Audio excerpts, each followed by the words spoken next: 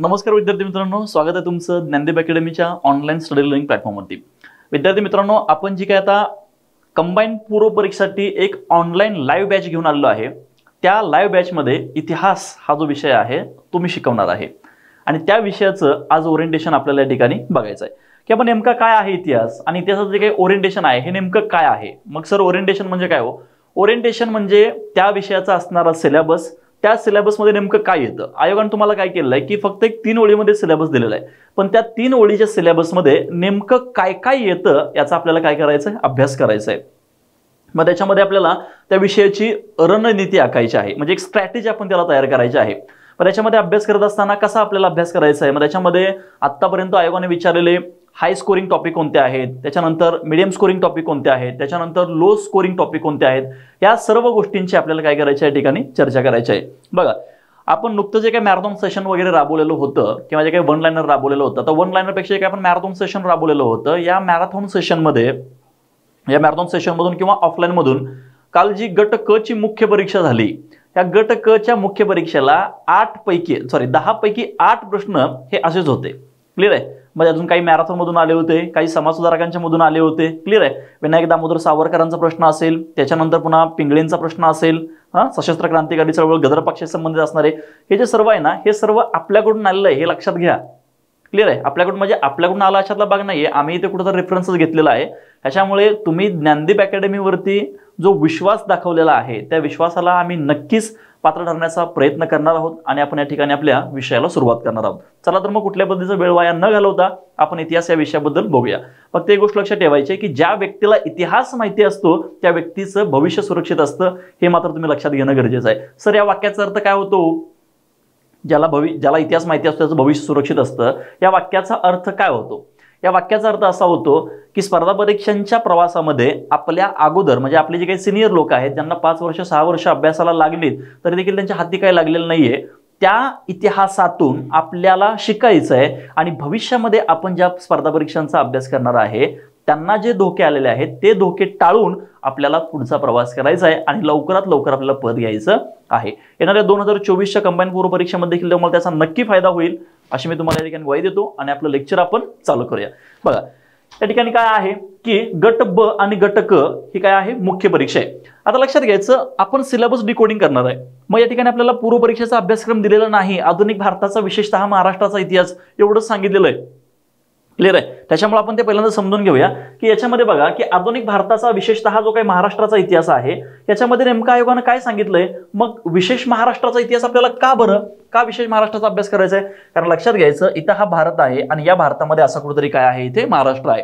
म्हणजे आपण राहतोय कुठं, या महाराष्ट्रामध्ये राहतोय, बरोबर आहे? मग आपण सर्व्हिस कुठं करणार आहे, या महाराष्ट्रामध्ये करणार आहे। जर समजा उद्या छत्रपती राजर्षी शाहू महाराजांचं असेल किंवा लोकमान्य टिळक असतील किंवा अजून कोणी आपले समाजसुधारक असतील, यांच्या एखाद्या कार्यक्रमाला जर का तुम्हाला बोलवलं आणि त्या ठिकाणी तुम्हाला बोलायला सांगितलं, पाहुणे म्हणून तुम्हाला बोलवलं आणि बोलायला सांगितलं, तर तुम्हाला बोलायला यायला पाहिजे, बरोबर आहे? म्हणजे तुम्हाला महाराष्ट्रामध्ये सर्व्हिस करत असताना महाराष्ट्राच्या इतिहासाबद्दल काय माहिती आहे, महाराष्ट्राच्या जिओग्राफीबद्दल काय माहिती आहे, यासाठी तुम्हाला आधुनिक भारताचा विशेषतः महाराष्ट्राचा इतिहास दिलेला आहे। समजा कर्नाटकात गेला तर आधुनिक भारताचा विशेषतः कर्नाटकाचा इतिहास असं ते सगळं असणार आहे। बघा, मग आपण काय करूया, या ठिकाणी आपला जो काही विषय आहे त्या विषयानुसार आता आपण बघूया। आधुनिक भारताचा विशेषतः महाराष्ट्राचा इतिहास हा आहे बघा आयोगाचा अभ्यासक्रम।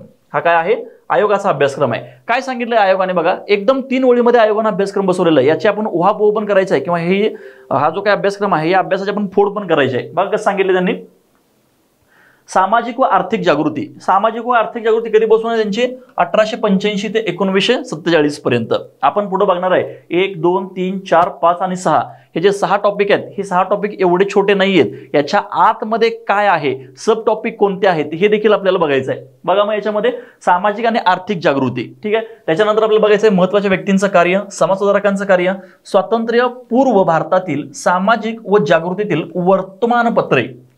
येतो विषय लक्षात, इम्पॉर्टन्स ऑफ न्यूजपेपर। प्रत्येक पूर्व परीक्षेला मुख्य परीक्षेला हमखास प्रश्न असतो म्हणजे असतोच। आता दिनबंधूवरती प्रश्न विचारला होता बघा, येतो विषय लक्षात, ते सगळं आपल्याला बघायचं आहे।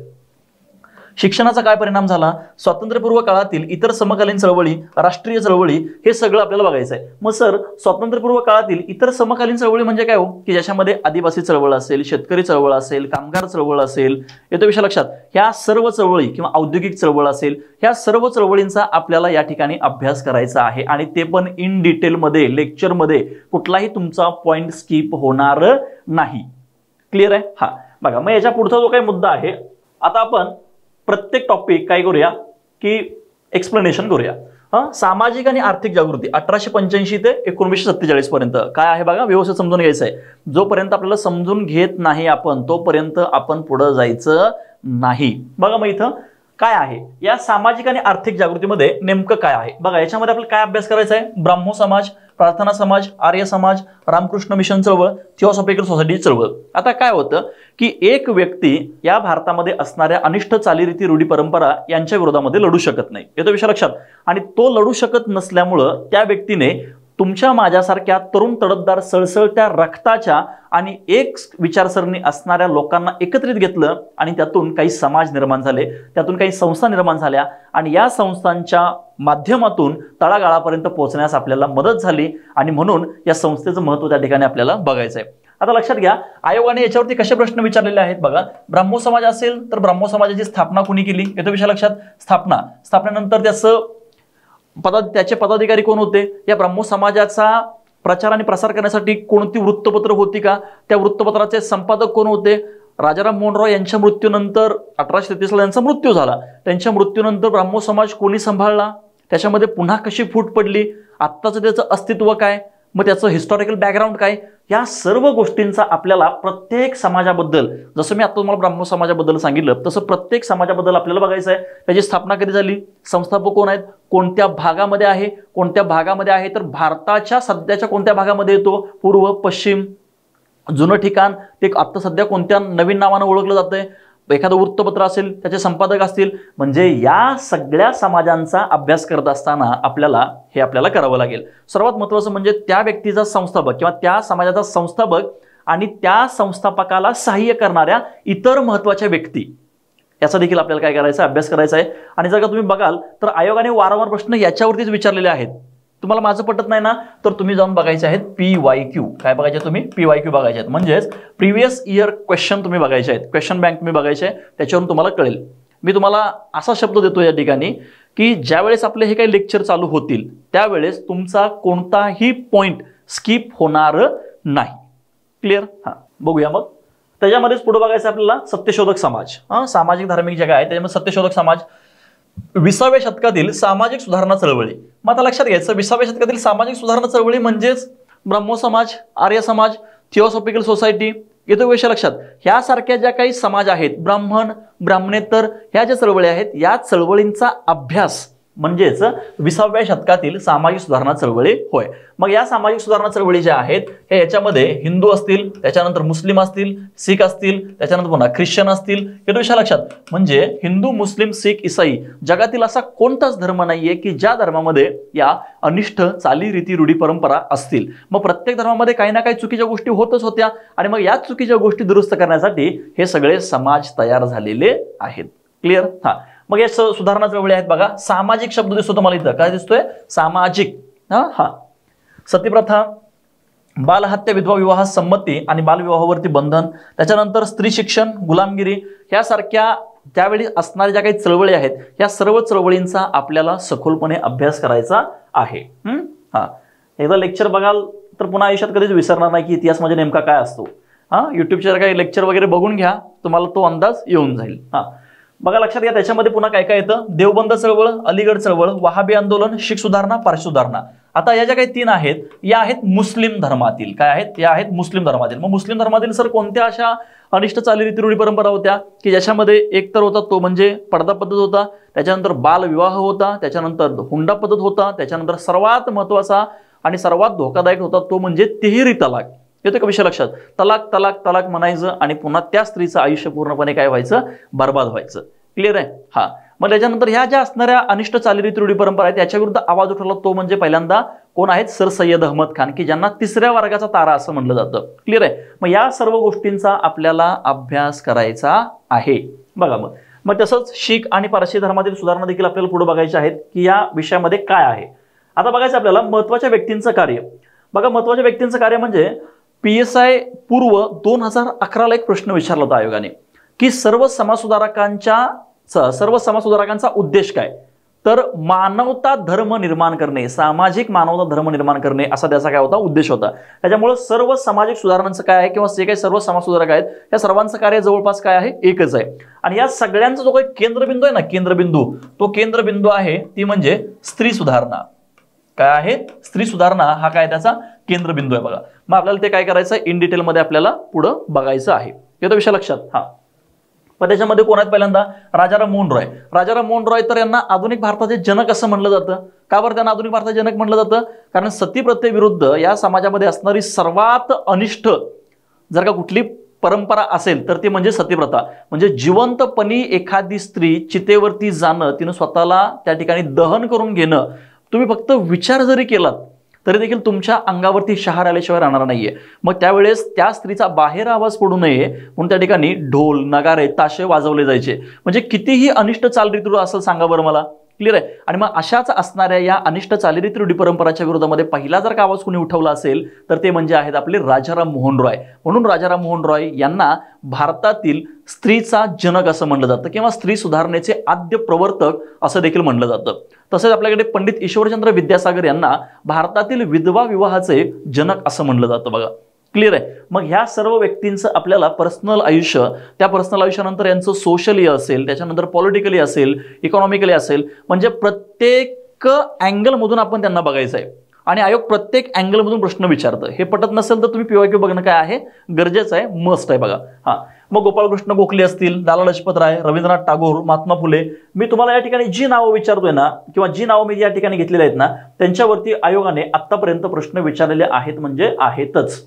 Doctor Babasaheb Ambedkar, the symbol of knowledge, ज्यांना आपण महामानव या नावानं ओळखतो. त्याच्यानंतर सर सय्यद अहमद खान, मुस्लिमांच्या मध्ये असणाऱ्या अनिष्ट चालीरीती रूढी परंपरा बंद करणारा व तिसऱ्या वर्गाचा तारा म्हणून उदयाला आलेले ते म्हणजे सर सय्यद अहमद खान. क्लिअर आहे. हा, त्याच्यानंतर बघा पुढे बॅरिस्टर जिना असतील, दादाभाई नौरोजी, बाळ गंगाधर टिळक, महात्मा गांधी, या सगळ्यांच्या वरती आयोगाने प्रश्न विचारलेले आहेत. महत्त्वाच्या व्यक्ती म्हणजे नेमकं कोण, तर आतापर्यंत आपण जी नावं बघतोय ना ह्या महत्त्वाच्या व्यक्तींच्या वरती आयोगाने प्रश्न विचारलेले आहेत. सुभाषचंद्र बोस असतील, छत्रपती राजर्षी शाहू महाराज असतील, कर्मवीर भाऊराव पाटील असतील, मोहम्मद इक्बाल असतील, खान अब्दुल गफ्फार खान असतील. मोहम्मद इक्बाल सारे जहां से अच्छा हिंदुस्तान हमारा असं म्हणणारे मोहम्मद इक्बाल नंतर मात्र अचानकच या राष्ट्रीय काँग्रेसच्या विरोधामध्ये जाताना आपल्याला दिसतात. बघा, क्लिअर आहे का.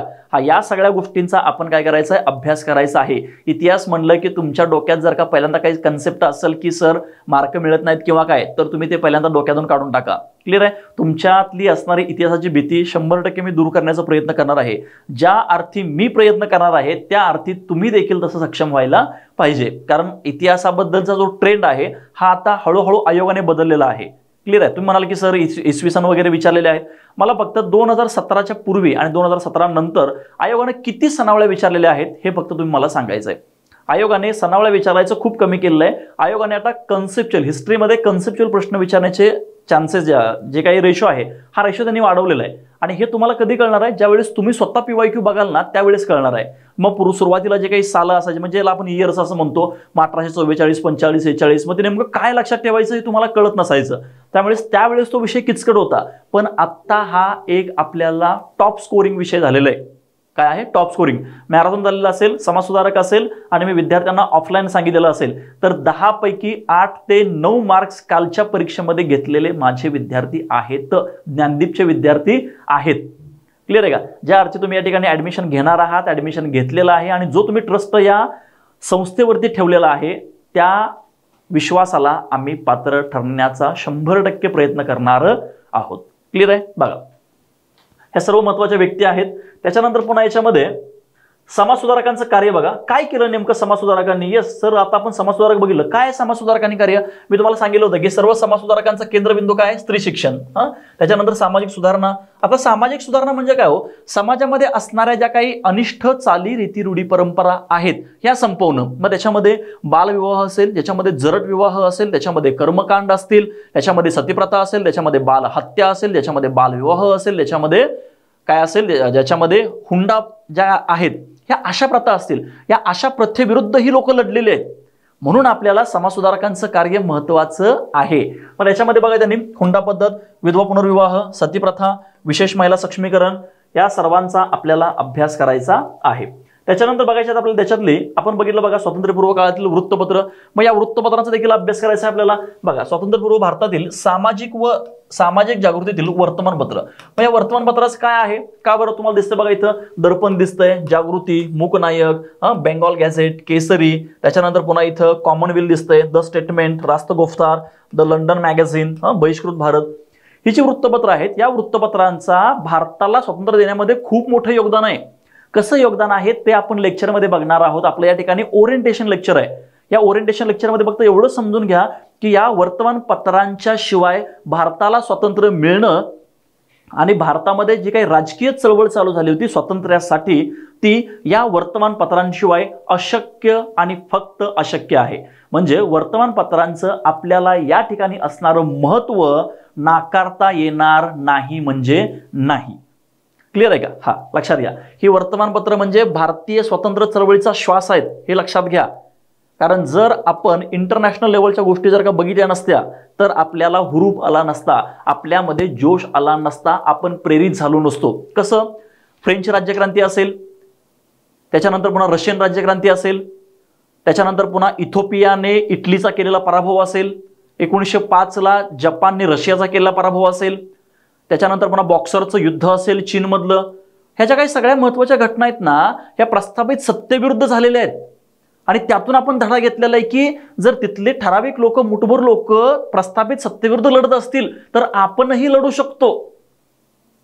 आणि मग ह्या घटना दुसऱ्या देशातल्या ह्या देशामध्ये कशा कळायच्या? त्यावेळेस आजच्यासारखी काय आपल्याकडे सोशल माध्यम होती का? नव्हतीत. मग आपल्याला कळायचं हे सगळं वर्तमानपत्रातून. आणि भारतामध्ये ब्रिटिशांच्या विरुद्ध जर का कोणी रान उठवलेलं असेल किंवा जे काही वातावरण तापवलेलं असेल तर त्याच्यामध्ये पण कोणाचा महत्त्वाचा वाटा आहे? ह्या वृत्तपत्रांचा महत्त्वाचा वाटा आहे. क्लिअर आहे? याचं महत्त्व आपण लेक्चरमध्ये बघणार आहे. आता बघा शिक्षण बघूया आपण. काय आहे शिक्षण? शिक्षणाचा परिणाम स्वातंत्र्यपूर्व काळातील इतर समकालीन चळवळी. त्याच्यामध्ये बघा वूड्सचा अहवाल आहे, भारतीय विद्यापीठ कायदा, हार्टोग समिती, हंटर आयोग, सॅडलर विद्यापीठ आयोग, हे सगळे आपल्याला बघायचे आहेत. बरोबर आहे? मला सांगा पहिल्यांदा काय झालं आपल्याकडे? शिक्षणाचा प्रसार झाला. काय झाला? शिक्षणाचा प्रसार झाला. शिक्षणाचा प्रसार झाल्यामुळे लोकांच्या मध्ये शैक्षणिक जागृती निर्माण झाली. या शैक्षणिक जागृतीतूनच आपल्याकडे काय झाला? वृत्तपत्रांचा जन्म झाला. बरोबर आहे? शिक्षणच नाही आणि त्याला वृत्तपत्र वाचायला येणार आहे का? हो, नाही वाचायला येणार आहे त्याला. क्लिअर आहे? हा, लक्षात घ्यायचं. त्याच्यामुळे हे दोन्ही देखील आपल्याला महत्त्वाचं आहे. वृत्तपत्र आणि शिक्षण एकाच नाण्याच्या दोन बाजू आहेत. क्लिअर? आता बघा इथं पुढचा आयोग आहे आपल्याकडे कोठारी आयोग. काय आहे आपल्याकडे? कोठारी आयोग आहे, वर्धा योजना आहे, राधाकृष्णन आयोग, सार्जंट आयोग, शिक्षण विषयक राष्ट्रीय धोरण आहे, नवे शैक्षणिक धोरण आहे.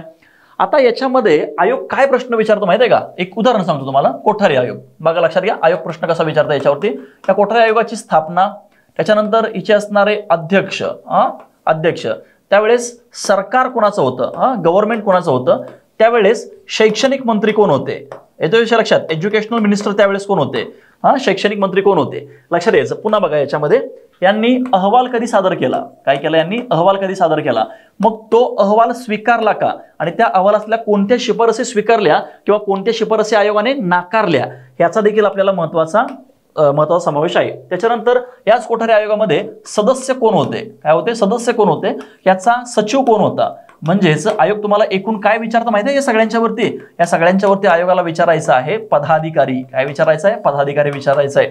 आणि हे जे मी तुम्हाला मुद्दे सांगितले ना, अध्यक्ष, स्थापना, सरकार, त्याला असणारे त्याचे को पर्सन्स, त्याच्यानंतर पुन्हा पदाधिकारी, शैक्षणिक, त्यावेळेस मिनिस्टर कोण होता. आता लक्षात घ्या त्यावेळेस गव्हर्नमेंट तर असणारच आहे, कारण ह्या सगळ्या आपण योजना राबवलेल्या आहेत. क्लिअर आहे का? मग त्या आयोगाने केलेल्या कोणत्या शिफारसी स्वीकारल्या, कोणत्या शिफारसी नाकारल्या, याच्यावरतीच आयोगाने तुम्हाला प्रश्न विचारलेले आहेत. याच्या जर का बाहेर प्रश्न गेला असेल तर तुम्ही सांगायचं आणि मी ऐकायचं. क्लिअर आहे? कारण मीही इथे सगळा अभ्यास करून तुमच्या समोर उभा राहिलेलो आहे. क्लिअर आहे? येते विषय लक्षात. बघा मग या सगळ्या गोष्टींचा आपल्याला काय करायचं आहे? लेक्चरमध्ये अभ्यास करायचा आहे. आता बघायचं आपल्याला राष्ट्रीय चळवळ. मग सर असं काय घडलं बरं राष्ट्रीय चळवळ, की आपण ज्याला राष्ट्रीय चळवळ म्हणतो? आजपर्यंत आपण राष्ट्रीय चळवळ का बरं नाही म्हणलं? राष्ट्रीय चळवळ म्हणलं की आपल्याकडे 1885 पासून ते 1947 पर्यंतचा कालखंड काय केला जातो? गणला जातो. का बरं गणला जातो 1885 ते 1947 पर्यंतचा कालखंड? कारण विषय असा लक्षात घ्या की आपल्याकडे ब्रिटिशांचं भारतावरती दोन प्रकारे राज्य निर्माण झालेलं आहे. एक म्हणजे 1857च्या पूर्वी आणि एक दुसरं म्हणजे 1857च्या नंतर. क्लिअर आहे. म्हणजे इथं काय झालं, 1858ला राणीचा जाहीरनामा झाला आणि या राणीच्या जाहीरनाम्यापूर्वी किंवा 1857च्या पूर्वीचा भारत आणि 1857च्या नंतरचा भारत. कारण ब्रिटिशांना पण आता कळून चुकलं होतं की आपण या भारतीय लोकांना लवकरात लवकर स्वातंत्र्य देणं काय आहे, गरजेचंच आहे. त्याच्यामुळे ह्या दोन टप्प्याचा आपल्याला अभ्यास करायचा आहे. मग सर नेमकं असं का बरं झालं, आपल्याकडे 1885 ते 1947ला आपण राष्ट्रीय चळवळ असं म्हणतो, त्याच्या अगोदर आपण राष्ट्रीय चळवळ का बरं म्हणत नाही, लक्षात घ्यायचं. सगळ्यात पहिल्यांदा शब्द समजून घ्यायला पाहिजे तुम्ही, राष्ट्रीय.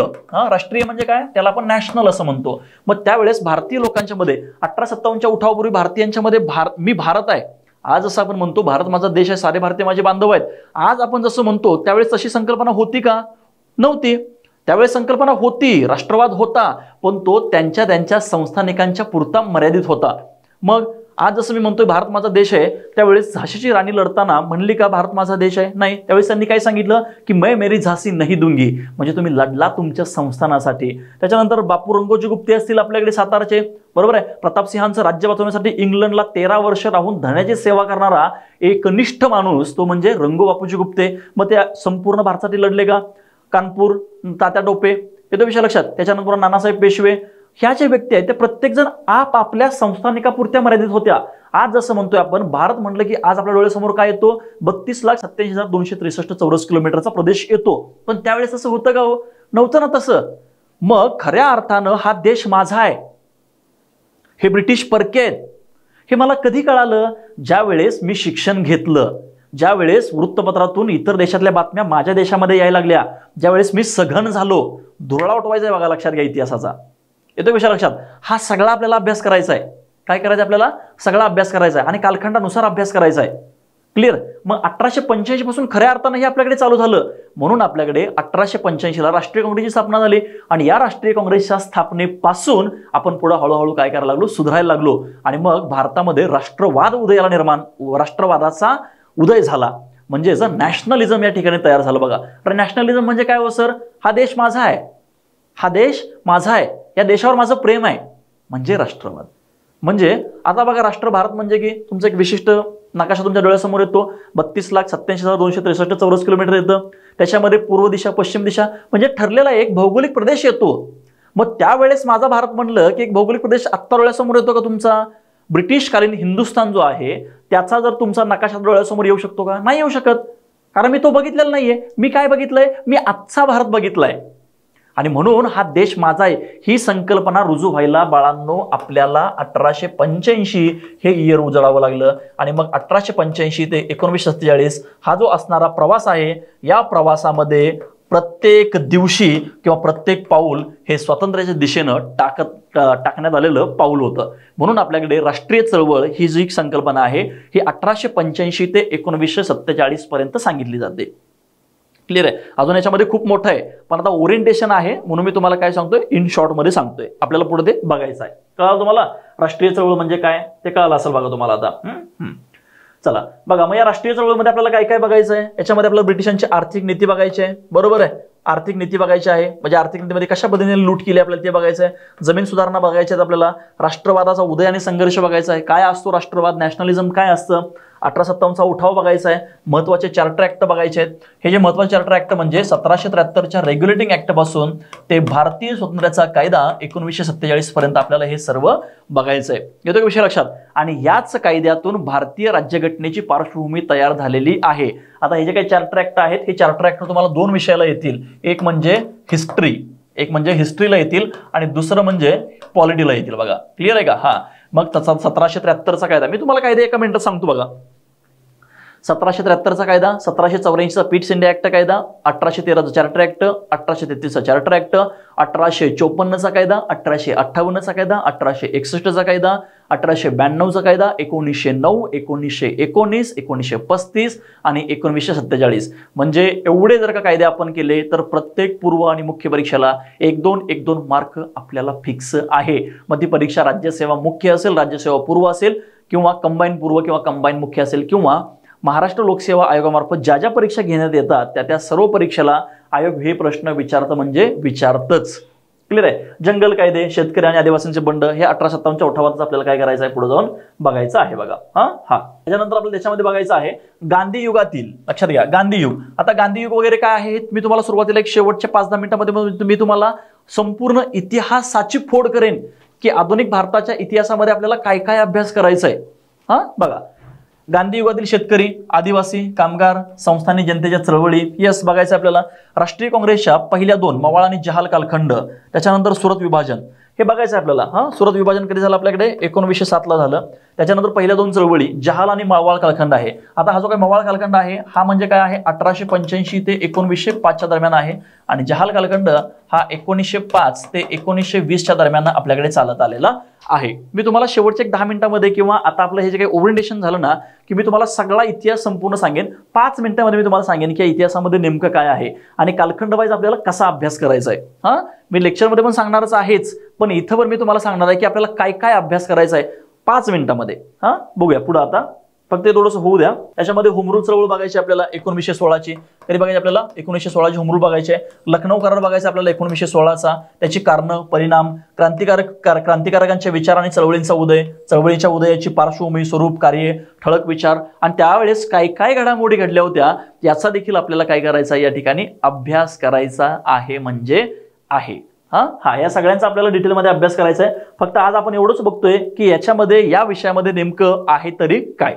बघा, मग महत्वाचे नेते आणि त्यांचं योगदान बघायचं आहे आपल्याला. त्याच्यानंतर भारताबाहेरील कार्य आणि त्यांचं स्वरूप बघायचं आहे. आता भारताबाहेरील कार्य बघायचं आहे ना आपल्याला. समजा 1866ला स्थापन झालेली आपल्याकडे इंडियन असोसिएशन असेल, ब्रिटिश इंडिया असोसिएशन असेल, ही काही दादाबाई नौरोजींनी स्थापन केली होती. मग ती भारतामधील कार्य बघायचं त्याचं आपल्याला. त्याच्यानंतर भारताच्या बाहेर स्थापन झालेल्या ज्या काही क्रांतिकारी चळवळी आहेत त्यांनी भारताला स्वातंत्र्य मिळवून देण्यामध्ये काय त्यांचं योगदान आहे हे आपल्याला बघायचं आहे.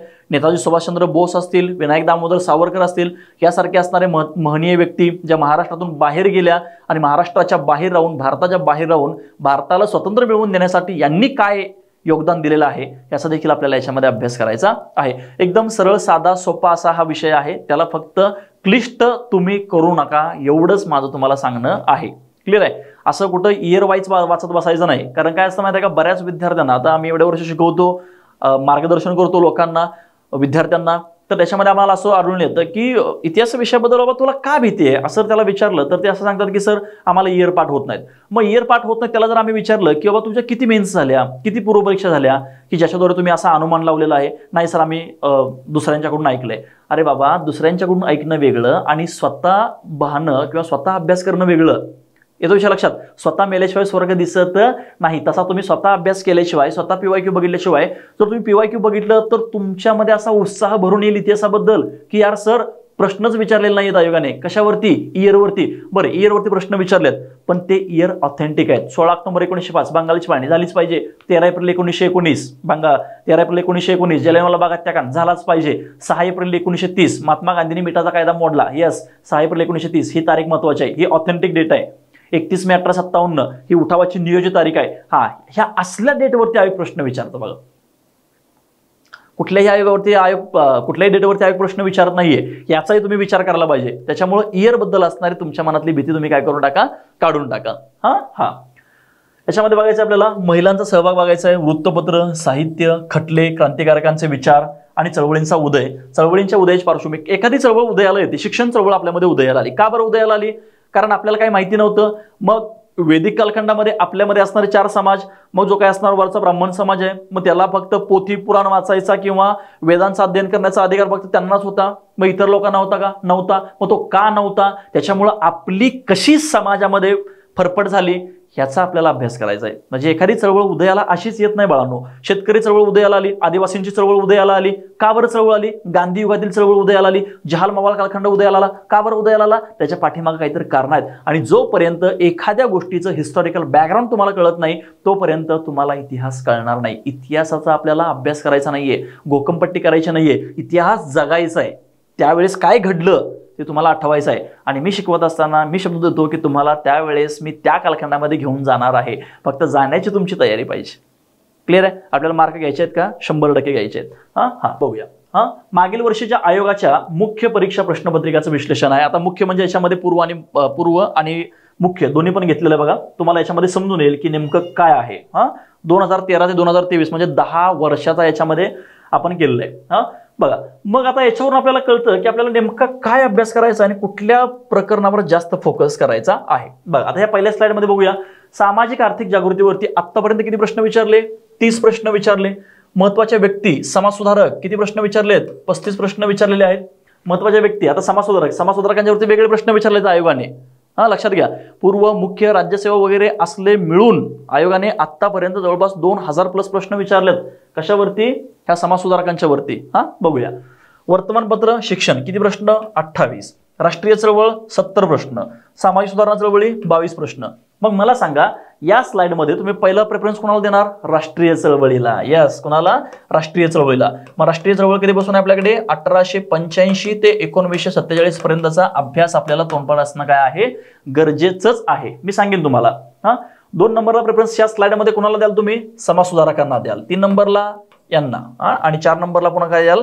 या सामाजिक सुधारणा चळवळीला द्याल. बघूया आपण याच्यामध्ये हळूहळू. लेक्चर चालू झालं ना एकदा की मग तुम्हाला कळेल की यार हे खरं आहे. आता बघायची आपल्याला पुस्तकांची यादी बघायची आहे. काय आहे? पुस्तकांची यादी. आता या पुस्तकांच्या यादीत सगळ्यात महत्त्वाचं लक्षात घ्यायचं, एखादं युद्ध ज्यावेळेस आपल्याला जिंकायचं असतं तर ते युद्ध पहिल्यांदा मनामध्ये जन्मतं किंवा ते पहिल्यांदा युद्ध मनामध्ये जिंकलं जातं. क्लिअर आहे? क्रांती ही पहिल्यांदा विचारातून चालू होते आणि विचारातून ती सत्यात आल्यानंतर, कृतीत आल्यानंतर मग आपल्याला रिझल्ट मिळतो. तसं स्पर्धा परीक्षा जर जिंकायच्या असतील, आपल्याला पद घ्यायचं असेल तर सर्वात प्रभावी शस्त्र आहे की काय वाचायचं आणि काय वाचायचं नाही. To do or not to do, काय करायला पाहिजे आणि काय करायला नाही पाहिजे, याच्यावरती प्रत्येक स्पर्धा परीक्षांचं यश आहे. एखादा टॉपिक तुम्हाला नाहीच आहे परीक्षेला, तुम्ही का बरं तो वाचताय? का तुम्ही ते टेन्शन घेताय? अरे यार नाही, मला एवढं वाचायचं, एवढं सगळं वाचायचं आहे. अरे बाबा, एखादा टॉपिक नाहीये परीक्षेला तर तो त्याचा अभ्यास करायचाच नाही ना आपण. मग तुम्ही काय करता विद्यार्थी लोक की हे सर्व टेन्शन घेऊन बसता, हे पण वाचायचं आहे, ते पण वाचायचं आहे, ते पण वाचायचं आहे, आणि तुम्ही काय करता? हे सगळं वाचत बसता आणि तुम्ही डिप्रेशनमध्ये जाता. तर ते नाही जायचं आहे आपल्याला. कमीत कमी पुस्तकं, जास्तीत जास्त रीडिंग, जास्तीत जास्त रिव्हिजन. पुस्तक एकच, वेगवेगळी 100 पुस्तकं वाचण्यापेक्षा एकच पुस्तक 100 वेळा वाचा, एकच पुस्तक 10 वेळा वाचा आणि प्रत्येक वेळेस नव्यानं वाचा. त्यावेळेस तुम्ही त्याच्यात जवळ जाल. बघा मग काय काय आहेत बघा. सगळ्यात प्रभावी शस्त्र या युद्धातील, स्पर्धा परीक्षेच्या युद्धातील सर्वात प्रभावी शस्त्र ते म्हणजे असणारा अभ्यासक्रम, आपली असणारी पुस्तकं ज्याला आपण रेफरन्सेस बुक म्हणतो, आणि आयोगाच्या असणाऱ्या PYQ. ह्या 3च तुम्हाला स्पर्धा परीक्षा पास करून देतील. अदरवाईज तुम्हाला कुणीही स्पर्धा परीक्षा पास करून देणार नाही म्हणजे नाही. बघा क्रमिक पुस्तक बघा, त्याच्यामध्ये 5वी 8वीचं नवीन आणि जुनं, 11वीचं जुनं. आता 11वीचा जो काही जुना इतिहास आहे ना, तो आधुनिक भारताचा विशेषतः काय आहे? महाराष्ट्राचा इतिहास आहे. तो काय आहे? महाराष्ट्राचा इतिहास आहे. 8वी आणि 8वीचं जुनं आणि नवीन हा भारताचा इतिहास आहे. बघा मी काय सांगतोय इथं काय आहे, हे जे स्टेट बोर्ड आहेत ना, हे स्टेट बोर्ड म्हणजे तुमचा पाया आहे. काय? हे तुमचा पाया आहे, हा तुमचा बेस आहे. एखादी आपण बिल्डिंग बांधतो, 7 मजली, 10 मजली, 40-40, 50-50 मजले आपण बिल्डिंग बांधतो, तर ती कशी उभा राहते माहिती आहे? कारण तिचा पाया भक्कम आहे. आणि जर माझा पाया भक्कम असेल तर मला पुढे कळणार आहे. समजा 8वीच्या पुस्तकामध्ये मी 1857चा उठाव वाचला, बरोबर आहे. तोच मी 1857चा उठाव 11वीमध्ये वाचला, तोच 1857चा उठाव मी पुन्हा रेफरन्स बुकमध्ये वाचला. म्हणजे 1857चा उठाव मी 3ऱ्यांदा वाचला. 3 ठिकाणी वेगवेगळ्या पद्धतीने वाचला. एक 8वीला, 11वीला आणि रेफरन्स बुकमध्ये. आणि सरते शेवटी इथं तुम्ही काय बघणार? सुरुवातीला PYQ बघणार. मग PYQ मध्ये 1857च्या उठावावर कसा प्रश्न विचारलाय हेही आपल्याला बघायचंय. रणनीती आपण आखणार आहे, बघूया आपण. महाराष्ट्राचा इतिहास बघा. महाराष्ट्राच्या इतिहासाला अनिल कटारे सरांचं किंवा डॉक्टर SS घाटाळ सरांचं आपल्याला पुस्तक वापरायचं आहे. चित्र पुढे आहेत. आधुनिक भारताचा इतिहास समाधान महाजन किंवा जयसिंगराव पवार या दोघांच्यापैकी एक पुस्तक आपल्याला वापरायचं आहे. पण हे जे पुस्तक आहे समाधान महाजन सरांचं पुस्तक, हे थोडंसं बेटर राहील असं मला वाटतं. याचे चित्र बघूया आपण पुढं. हे असं आहे बघा. महाराष्ट्राचा जो इतिहास आहे तो महाराष्ट्राच्या इतिहासाला हे महत्वाचं आहे बघा आपल्यासाठी. प्राचार्य डॉक्टर SS घाटाळ सरांचं पुस्तक आहे. आणि पुन्हा इथं कोणाचं आहे? समग्र भारताचा, समग्र महाराष्ट्राचा अनिल कटारे सरांचं पुस्तक आहे. महाराष्ट्राच्या इतिहासाला ह्या दोघांपैकी कोणाचंही पुस्तक घ्या, पण या दोघांपैकी कोणाचंही पुस्तक घेत असताना आपल्याला 11th स्टँडर्डचं असणारं स्टेट बोर्ड जे आहे हिस्ट्रीचं, त्यामध्ये आधुनिक महाराष्ट्राचा इतिहास दिलेला आहे. ते पुस्तक सर्वात खतरनाक पुस्तक आहे, लक्षात घ्यायचं. सर्वात खतरनाक म्हणजे मार्क देणारं पुस्तकच आहे, लक्षात घ्या. त्याच्यानंतर बघा हे 5वीचं आहे आणि हे 11वीचं आहे. हे अशा प्रकारचं बघा 11वीचं पुस्तक. 11वी पुस्तक अशा प्रकारचं आहे. हे 8वीचं जुनं आहे आणि हे 8वीचं नवीन आहे. इतिहास व नागरिक शास्त्र हे नवीन आहे आणि हे जुनं आहे. हाच कंटेंट याच्यामध्ये आहे, नव्यामध्ये आहे. पण जरा कसं असतं ना, रंगीबिरंगी केलं की आपल्या डोळ्याला जरा बरं वाटतं बघायला, पुस्तक वगैरे बघायला जरा काय वाटतं आपल्याला, बरं वाटतं, चांगलं वाटतं जरा आपल्याला. आणि जे आता आपण शिकवणार आहे ना, ज्यावेळेस आपले लेक्चर चालू होतील ते सर्वच्या सर्व लेक्चर हे स्टेट बोर्डवरती आधारित असतील बरं का, लक्षात घ्यायचं. स्टेट बोर्डवरती आधारित असतील. मग सर स्टेट बोर्डवरती आधारित म्हणजे कसं हो, सांगतो ना. याच्यामध्ये जो काही महत्त्वाचा कंटेंट आहे, समजा एखादं वर्ष असेल, एखादी महत्त्वाची व्यक्ती असेल, एखादी महत्त्वाची संस्था असेल जी समाजसुधारकांनी वगैरे स्थापन केली असेल, त्या सगळ्यांचा समावेश त्या पीपीटी मध्ये असणार आहे. क्लिअर आहे. तरी देखील माझं म्हणणं असं आहे की तुम्ही एकदा स्वतः काय करा की बघा, महत्त्वाचा डाटा तिथं आहे. पण महत्त्वाचा डाटा तो का आहे, त्याची पार्श्वभूमी तुम्हाला माहिती आहे का, नाहीये. मग पार्श्वभूमी इथं समजून घेण्यापेक्षा तुम्ही जर का पुस्तकं वाचली तर तुम्हाला ते कधीही बेटर राहील, म्हणजे राहील. आता हे समाजसुधारकांचं बघा, आपलं ज्ञानदीप अकॅडमीचं पुस्तक आहे. हे देखील खरंच खूप चांगलं आहे, काही विषय नाहीये. आणि हे आधुनिक भारताचा, विशेषतः महाराष्ट्राचा इतिहास. बघा, ज्ञानदीप अकॅडमीची पण हिस्ट्रीची पुस्तकं आहेत. पण मी तुम्हाला सजेस्ट केली का, नाही केली सजेस्ट. का नाही केली सजेस्ट तुम्हाला, कारण ज्ञानदीप अकॅडमी ही जी पुस्तकं आहेत ही पुस्तकं खपवण्यासाठी नाहीये. ही विद्यार्थ्यांसाठी चाललेली चळवळ आहे. मग इथं पहिल्यांदा विद्यार्थ्याच्या हिताला प्राधान्य दिलं जातं. येतं विषय लक्षात. आणि ज्ञानदीप ही अकॅडमी नाहीये, हा एक परिवार आहे. मी काही स्तुती करतोय अशातला भाग नाहीये. पण इथं जर का तुम्ही आलात तर तुम्हाला यशाची 100% हमी देण्यात येणार आहे. पण तुम्ही तितकं करणं पण गरजेचं आहे. हे देखील तेवढंच महत्त्वाचं आहे. हे तुम्ही समजून घ्या. मी गुणगान गाणारा माणूस नाही, मी स्पष्ट बोलणारा माणूस आहे. तर मला काय तुम्हाला सांगता आलं नसतं का ज्ञानदीप अकॅडमीचं हे पुस्तक घ्या, ते पुस्तक घ्या, ते पुस्तक घ्या. बिलकुल नाही. क्लिअर आहे. आता हे झालं. आता मी तुम्हाला सांगेन की सर आपल्याला अभ्यास करायचा आहे. हो ठीक आहे, चला आपण अभ्यास करूया. कसा अभ्यास करायचा आहे तेही मी तुम्हाला सांगेन. काय सांगणार आहे बघा, मला तुम्हाला काय सांगायचं होतं, मी तुम्हाला सांगणार होतो बघा, ऐका. आपल्याला बघायचं आहे आधुनिक भारताचा, विशेषतः महाराष्ट्राचा इतिहास आपण बघणार आहे. बघा, याच्यामध्ये काय आहे, आधुनिक भारताचा इतिहास आपल्याला कधी कुठून चालू होतो, मी टेन्शन तुमचं 0 मिनिटामध्ये भेटवतो. आधुनिक भारताचा इतिहास कुठून चालू होतो बघा, तो आपल्याकडे सरासरी चालू होतो इसवी सन 1600 पासून. कधीपासून चालू होतो तो आपल्याकडे, इसवी सन 1600 पासून चालू होतो. बघा लक्षात घ्या, इसवी सन 1600 पासून आपल्याकडे अभ्यास चालू होतो.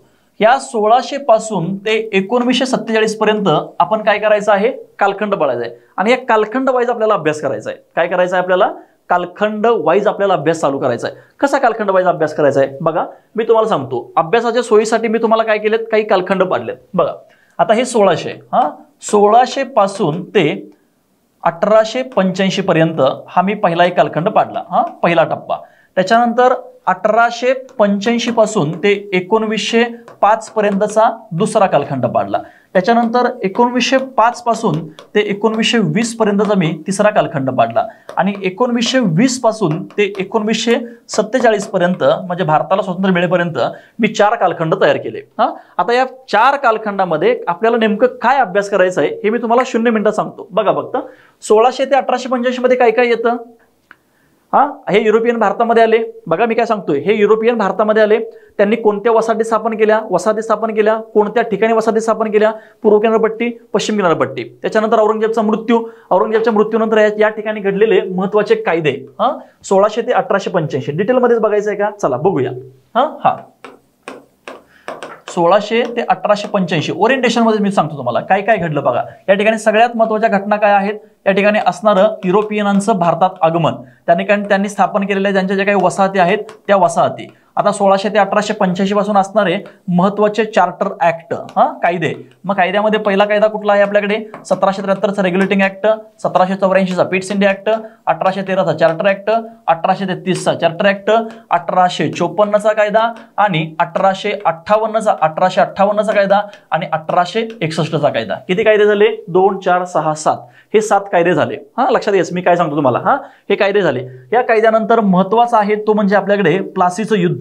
प्लासीनंतर आपल्याकडे काय झालं, बक्सारचं युद्ध झालं. बक्सार, लक्षात घ्या, इतिहासामध्ये प्रत्येक गोष्ट दुसऱ्या गोष्टीवरती डिपेंड आहे. जर 1773च्या रेग्युलेटिंग ऍक्ट मध्ये सर्व तरतुदी पूर्ण झाल्या असत्या तर 1784चा कायदा करावा करावा लागला नसता. म्हणजे 1773च्या कायद्यामध्ये असणाऱ्या तरतुदी अपुऱ्या आहेत म्हणून 84चा कायदा केला.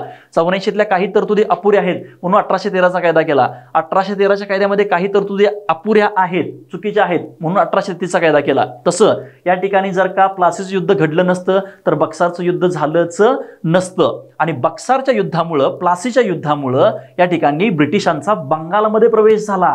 कुठं झाला? बंगालमध्ये. आणि मग बंगालमधली असणारी राजकीय परिस्थिती आणि मग त्या ठिकाणी ब्रिटिशांचा बंगालमधल्या सगळ्या जनतेला त्रास चालू झाला. विविध मोठमोठ्या प्रमाणामध्ये कर वगैरे लावण्यात आले आणि म्हणून त्या ठिकाणी पहिल्यांदा ब्रिटिशांच्या विरोधात चळवळी चालू झाल्या. मग ती क्रांतिकारी चळवळ असेल, सशस्त्र क्रांतिकारी चळवळ चालू झाली असेल, शैक्षणिक चळवळ असेल, सामाजिक असेल, धार्मिक असेल. धार्मिक चळवळीमध्ये ब्राह्मो समाजाची स्थापना बघा कुठं आहे? तिकडच आहे. त्याच्यानंतर सती प्रथा पहिल्यांदा कुठं बंद झाली? बंगाल प्रांतामध्ये बंद झाली. विधवा पुनर्विवाहाचा कायदा पंडित ईश्वरचंद्र विद्यासागर 1856ला कुठं केला? बंगाल प्रांतामध्येच केला ना. पहिले ICS सत्येंद्रनाथ टागोर कुठले? तिकडचेच आहेत ना. म्हणजे शैक्षणिक, सामाजिक, आर्थिक, राजकीय सर्व जो विकास आहे त्या विकासाचं बीज कुठं पेरलं गेलं माहितीये तुम्हाला? या चळवळींचं बीज कुठं पेरलं गेलं? तर ते बीज पेरलं गेलं इथं या बंगाल प्रांतामध्ये. क्लिअर आहे का? मग काय झालं आपल्याकडे? बक्सारचं युद्ध झालं. बक्सारच्या युद्धानंतर सर्वात महत्वाची घटना येते ते म्हणजे 1857चा उठाव आणि 1858चा कायदा. क्लिअर आहे? याच्या 1885 पर्यंत इथपर्यंत घडलेलं बघा हे या टप्प्यामध्ये. त्याच्यानंतर बघा इथं आता दुसरा टप्पा बघतोय आपण 1885 ते 1905 मध्ये काय काय घडलं. 1885ला आपल्याकडे निर्माण झाला, तयार झाला तो म्हणजे नॅशनल काँग्रेस तयार झाला. या नॅशनल काँग्रेसच्या 3 अवस्था. एक मवाळ अवस्था, पहिली मवाळ अवस्था. दुसरी अवस्था आहे ती म्हणजे जहाल अवस्था आणि तिसरी अवस्था आहे ती म्हणजे गांधी युग. आता या जहाल युगालाच आपण कधी कधी टिळक युग या नावाने देखील ओळखतो बघा. आता हे जे काही मवाळ युग आहे ह्या मवाळ युगाला कालखंड कधी आहे याचा? 1885 ते 1905. जहालचा कालखंड आहे 1905 ते 1920 आणि गांधी युगाचा कालखंड आहे 1920 ते 1947. मग मी सांगेन ना तुम्हाला आता 1885 ते 1905च्या कालावधीमध्ये काय काय घडलं बघा. या ठिकाणी महत्त्वाची अधिवेशनं, त्या अधिवेशनाचे असणारे अध्यक्ष, त्या अधिवेशनामध्ये मंजूर झालेले ठराव, कोणत्या ठिकाणी हे अधिवेशन भरलं, त्या अधिवेशनाची वैशिष्ट्य काय झालं. त्याच्यानंतर पुन्हा महत्त्वाचे मवाळ नेते फिरोजशाह मेहता असतील, रानडे असतील, दादाभाई नौरोजी असतील, अवंतिकाबाई गोखले असतील, गोपाळकृष्ण गोखले असतील, ह्या महत्त्वाच्या व्यक्तींचा आपल्याला अभ्यास करायचा आहे. मग त्याच्यामध्ये असणारे ब्रिटिश अधिकारी, ते ब्रिटिश अधिकारी कोणत्या अधिवेशनाचे अध्यक्ष होते, कोणत्या ठिकाणी ते अधिवेशन भरलं होतं, झाला ना विषय. 1893ला आणि 95ला लोकमान्य टिळकांनी गणपती उत्सव आणि छत्रपती शिवाजी महाराजांच्या जयंतीला दिलेलं राष्ट्रीय स्वरूप याचा आपल्याला अभ्यास करायचा आहे. लक्षात येतोय? 1905. आता हे झालं इथपर्यंत. आता 1905 ते 1920च्या कालखंडामध्ये काय काय घडलं बघा, लक्षात घ्या. काय काय घडलं इतिहासच डोळ्यासमोर ठेवतो तुमच्या. 1905ला झाली बंगालची फाळणी. 1905ला बंगालची फाळणी झाली. बंगालची फाळणी चालू झाली म्हणून वंगभंग आंदोलन चालू झालं. नंतर वंगभंगाचा परिणाम म्हणून स्वदेश आंदोलन चालू झालं आणि याच दरम्यान 30 डिसेंबर 1906ला मुस्लिम लीगची स्थापना झाली. 1907ला सुरतचं अधिवेशन झालं. त्याच्यानंतर पुन्हा 1909ला काय मोर्ले मिंटो कायदा, त्याच्यानुसार मुस्लिमांना स्वतंत्र मतदारसंघ. 9 जानेवारी 1915ला महात्मा गांधींचं भारतात आगमन. 1916चं पुन्हा काय आहे आपल्याकडे? अधिवेशन आहे. येतो का विषय लक्षात? त्या अधिवेशनाचे अध्यक्ष अंबिकाचरण मुजुमदार होते, लखनौ करार ज्याला आपण म्हणतो. त्याच्यानंतर पुन्हा काळा कायदा आपल्याकडे आला. त्याच्यानंतर त्याच दरम्यान पहिलं विश्वयुद्ध चालू होतं, त्याचा भारतावरती काय परिणाम झाला आणि म्हणून काळा कायदा रौलेट ऍक्ट आला आपल्या. रौलेट ऍक्टचा निषेध करण्यासाठी बघा मी काय सांगतोय, रौलेट ऍक्टचा निषेध करण्यासाठी 13 एप्रिल 1919ला घडलेलं जालियनवाला बाग हत्याकांड, या जालियनवाला बाग हत्याकांडाची चौकशी करण्यासाठी नेमण्यात आलेलं हंटर कमिशन, राष्ट्रीय काँग्रेसमार्फत नेमण्यात आलेलं कमिशन. त्याच्यानंतर पुन्हा 1920ला आपल्याकडे 1 ऑगस्ट 1920ला लोकमान्य टिळकांचा काय झाला? मृत्यू झाला आणि महात्मा गांधीजींचा भारतीय राजकारणामध्ये प्रवेश झाला. येतो विषय लक्षात? मग आता इथून चालू झालं 1920 ते 1947चा पुढचा कालखंड. मी सांगतो तुम्हाला 1920 ते 1947, 1920 ते 1947 या कालखंडामध्ये काय काय घडलं. कशाचा अभ्यास करायचा तेवढंच मी सांगतो ना तुम्हाला. बघा आता या 1905 ते 1920च्या मध्ये अजून एक राहिलं बघा आपलं हिंदू महासभा राहिली. येतो कशा लक्षात? 1908ची स्थापना आहे. त्याच्यानंतर 1912-13 ती संपूर्णपणे अखिल भारतीय हिंदू महासभा या नावानं ओळखली जाऊ लागली. क्लिअर आहे का? ह्या सगळ्या गोष्टींचा अभ्यास करायचा आहे. बघूया मग आता राष्ट्रीय काँग्रेसची तिसरी अवस्था ह्या राष्ट्रीय काँग्रेसची तिसरी अवस्था म्हणजे कुठली? गांधीयुग. काय काय घडलं? गांधीयुगाची सुरुवात कधी झाली? 1 ऑगस्ट 1920 ला असहकार चळवळीची सुरुवात झाली आणि यातूनच महात्मा गांधींचा काय झाला? जन्म झाला. म्हणजे महात्मा गांधींच्या चळवळीचा जन्म झाला भारतातील. मग या 1 ऑगस्ट 1920 चा लक्षात यायचं, महात्मा गांधींचा राजकारणात प्रवेश कधीचा आहे? हा 1 ऑगस्ट 1920 चा आहे. मग याच्यापूर्वी महात्मा गांधींनी चंपारण्य, अहमदाबाद, खेडा या ठिकाणी राबवलेले सत्याग्रह त्यांचा आपल्याला अभ्यास करायचा आहे. ह्या 1920 ते 1947 मध्ये काय काय घडलं? सगळ्यात पहिल्यांदा ते म्हणजे असहकार चळवळीने सुरुवात झाली. असहकार चळवळीचा परिणाम म्हणजे चौरी चौरा प्रकरण. चौरी चौराचा प्रकरण म्हणजे महात्मा गांधी भारतीय राजकारणापासून लगेच दूर गेले 1929 पर्यंत. आता बघा, सविनय सुरुवातीला असहकार चळवळच्या नंतर चौरी चौरा प्रकरण, चौरी चौरा प्रकरणानंतर स्वराज्य पक्ष, स्वराज्य पक्षानंतर RSSची स्थापना, नंतर सायमन कमिशन, सायमन कमिशनला आव्हान आपण स्वीकारलं सायमन कमिशनचं. मग 1928 चा नेहरू रिपोर्ट, तोपर्यंत महात्मा गांधी पुन्हा राजकारणात आले आणि मग पुन्हा 1930 ला नेहरू रिपोर्ट झाला. नेहरू रिपोर्टला विरोध म्हणून जिनांचे 14 मुद्दे, जिनांच्या 14 मुद्द्यानंतर 1930 ते 1932 दरम्यान सविनय कायदेभंग चळवळ चालू झाली. 1930 ला सविनय कायदेभंग चळवळ.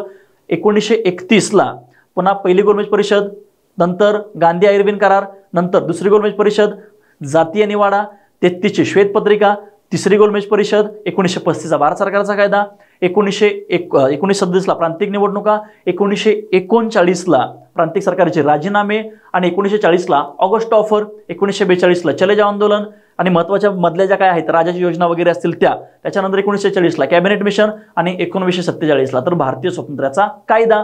मग याच दरम्यान भूदान चळवळी असेल, सर्वोदय योजना असतील, त्याच्यानंतर पुन्हा वैयक्तिक सत्याग्रह असतील, ह्या सर्व गोष्टी झाला भारत स्वतंत्र. काय आहे इतिहास? एवढाच इतिहास आहे आणि याच्यावरतीच आयोगाने तुम्हाला वारंवार प्रश्न विचारलेले आहेत. हे तुम्हाला मान्य आहे का? आणि याच्यासाठी तुम्हाला हे सगळं कळण्यासाठी तुम्हाला महत्वाचं आहे विद्यार्थी मित्रांनो, ते म्हणजे PYQ. काय महत्वाचं आहे तुम्हाला? ते म्हणजे PYQ महत्वाचं आहे बघा. मग सर ह्या PYQचं काय महत्व आहे? या PYQचं काय महत्व आहे? ह्या PYQचं महत्व आहे लक्षात घ्यायचं की पूर्वी आयोग कशा प्रकारे प्रश्न विचारतो आणि आयोग भविष्यात कसा प्रश्न विचारेल, आयोग भविष्यात कसा प्रश्न विचारेल. ह्या PYQचं जर का तुम्ही अनालिसिस केलं ना तर प्रत्येक पूर्व आणि मुख्य P+M म्हणजेच प्रिलिम्स प्लस मेन्स मध्ये जवळपास 15 ते 20% प्रश्न हे रिपीट होतात.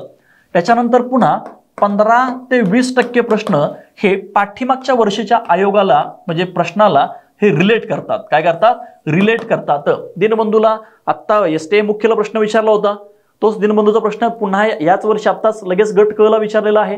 म्हणजे इकडचं तिकडं तिकडचं इकडं तुम्हाला इथं कळून येईल की राज्यसेवा मुख्यला प्रश्न विचारलेला पूर्वला विचारलाय, पूर्वला प्रश्न विचारलेला कंबाईन मुख्यला विचारलाय, कंबाईन मुख्यला प्रश्न विचारलेला कुठेतरी क्लास 3 ला विचारलेला आहे. म्हणजे एकच प्रश्न वेगवेगळ्या पद्धतीने आयोगाने विचारलेला आहे. त्याच्यामुळे PYQचं महत्व आपण कधीच नाकारू शकत नाही. पण आता अलीकडच्या काही 1-2 वर्षातले जर का प्रश्नपत्र बघितल्या तर आपण त्या PYQला जास्त रिलेट करून आयोगाने विचारायचं थोडंसं चेंज केलंय, थोडंसं बरं का लक्षात द्यायचं, मायनर चेंजेस केलेले आहेत.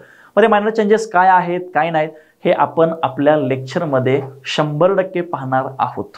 क्लिअर आहे? हा आहे इतिहास, अख्खा इतिहास तुमच्या डोळ्यासमोर उभा राहिला पाहिजे. क्लिअर आहे का? आता या सगळ्यातून तुमच्या काही अडचणी असतील तर या ओरिएंटेशन लेक्चरमध्ये तुम्ही मला विचारू शकता. इतिहासाची भीती तुमच्या मनात कायम कधीच राहणार नाही. तोपर्यंत सगळ्यांना नमस्कार.